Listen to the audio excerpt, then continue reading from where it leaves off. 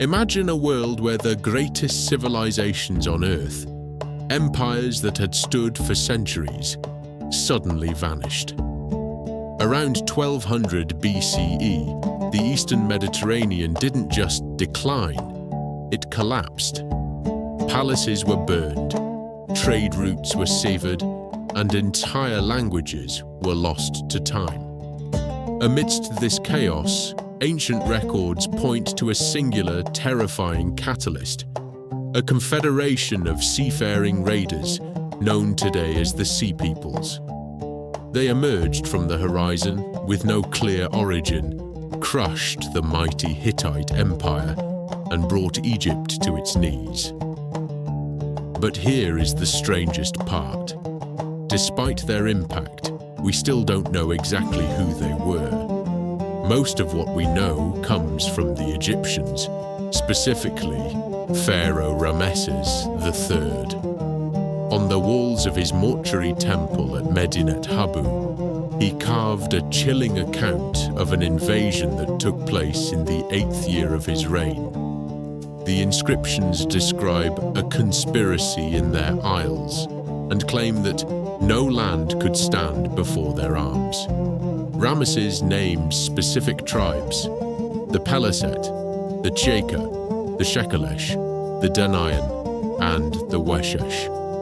Unlike typical pirates, these carvings show the Sea Peoples traveling with women, children, and ox carts laden with household goods. This wasn't just a series of raids, it was a migration. They weren't just looking for gold, they were looking for a home. Before they reached the gates of Egypt, the Sea Peoples carved a path through the Levant and Anatolia. The Hittite Empire, a superpower of the era, vanished from history so abruptly that archaeologists are still piecing together its final days. We have a haunting letter found in the ruins of the city of Ugarit. It was written by the king of Ugarit to the king of Cyprus, pleading for help. It reads, "The enemy's ships came here, my cities were burned, and they did evil things in my country. The country is abandoned to itself. The letter was found in a kiln. It was never sent. The city was destroyed before the messenger could even leave." In 1175 BCE, the Sea Peoples turned their sights on the Nile Delta. This was the defining moment for Ramesses III. He knew he couldn't beat them in a standard naval engagement, as the Egyptians weren't traditionally sea people. He lured the enemy fleet into the narrow mouths of the Nile. As the Sea Peoples' ships, clumsy and unpowered by oars, struggled in the currents, Ramesses unleashed a rain of arrows from the shore. Egyptian galleys then used grappling hooks to capsize the enemy vessels. Egypt survived, but it was a Pyrrhic victory. The cost of the war emptied the treasury, leading to the first recorded labor strike in history and the eventual slow decline of the new kingdom. So, where did they go? And where did they come from?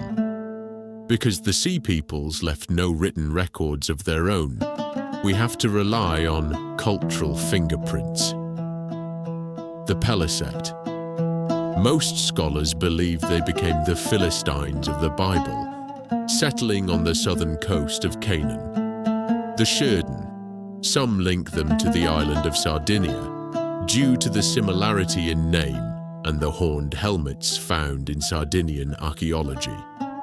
The Ekwesh, possibly the Achaeans, Greeks, mentioned in Homer's Iliad.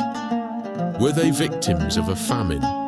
Did a series of earthquakes drive them from their homes in the Aegean? We don't have a definitive answer. There is no Sea People DNA or a single city we can point to as their capital.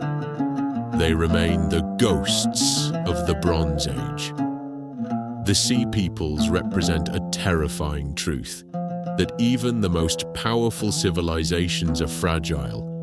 They didn't just bring fire. They were a symptom of a world already on the brink, a world where climate change, failing trade, and internal revolt met a desperate, migrating force.